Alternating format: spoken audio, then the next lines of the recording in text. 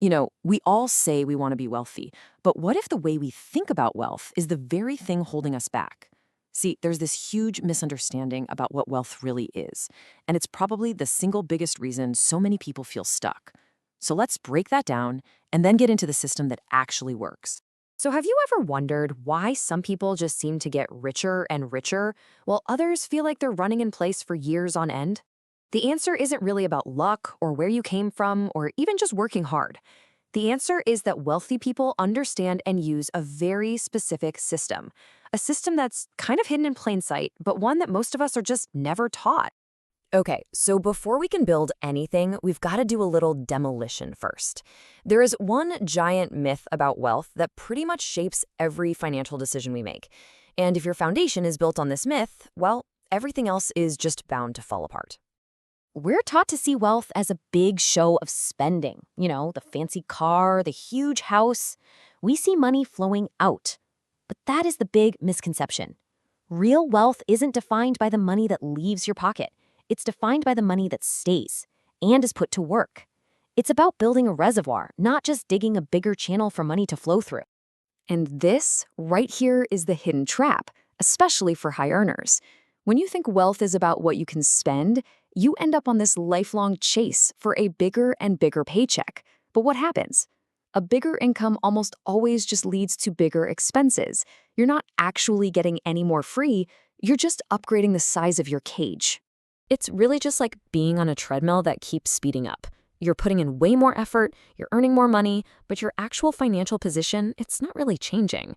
You're just running faster to keep up with the lifestyle you've built for yourself. That's not progress. That's just a more exhausting way of standing still. So, if the treadmill is the roving way to think about it, what's the right way? Well, we need to swap that treadmill for a flywheel. See, instead of a machine that needs constant effort just to stay in one place, we need to build a system that, once you get it spinning, actually starts to generate its own momentum. And this is the big mental shift you have to make. Wealth isn't some pile of cash that you just spend down. It's a dynamic living system. Think of it like an engine. Its main job isn't just to power one trip, but to use that trip to build a bigger, better version of itself over time. That's the difference right there.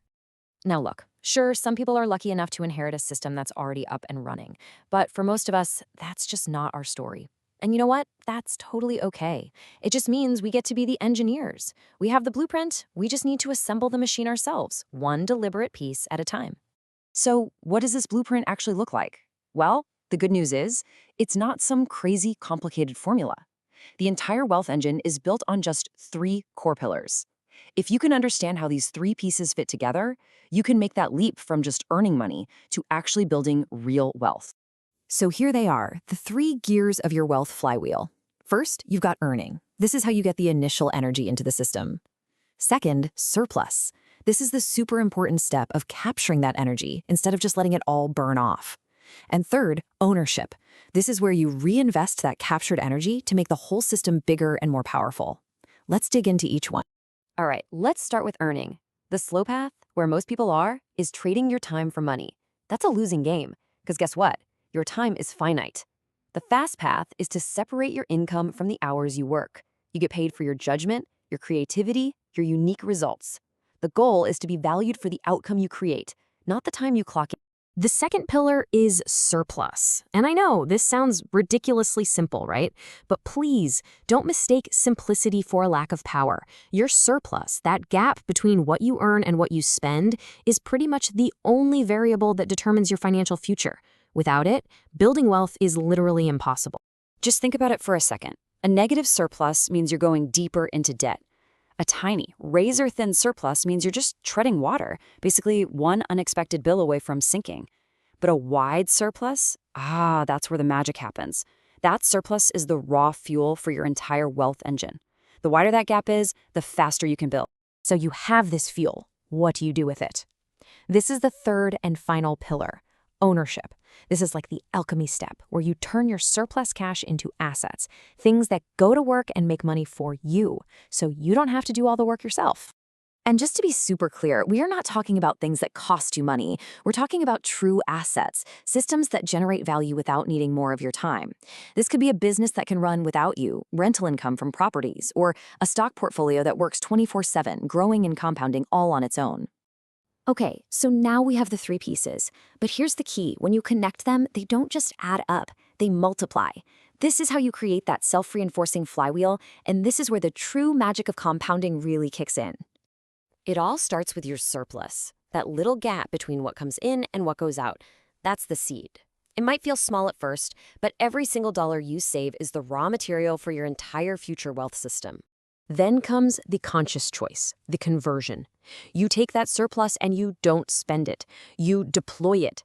Every dollar becomes a little soldier you send out into the world to capture a piece of an income-generating engine. And here is the beautiful part. Those assets, they start working for you. They generate their own income, which makes your surplus even bigger. This lets you buy even more assets, which then creates an even bigger surplus. And you see how the cycle repeats, getting faster and faster each time. This all sounds pretty straightforward, doesn't it? So the obvious question is, if the blueprint is this clear, why isn't everyone wealthy? What's the hidden roadblock that throws most people off course? It really boils down to one thing, the discipline trap. The moment the system starts working and you get that first taste of passive income, you start to feel rich. And the temptation is to spend it, to reward yourself. But the second you do that, you starve the engine. You steal the fuel that was meant for compounding, and the whole flywheel just grinds to a halt. Consistency is the secret sauce, and it's probably the hardest part of this whole thing.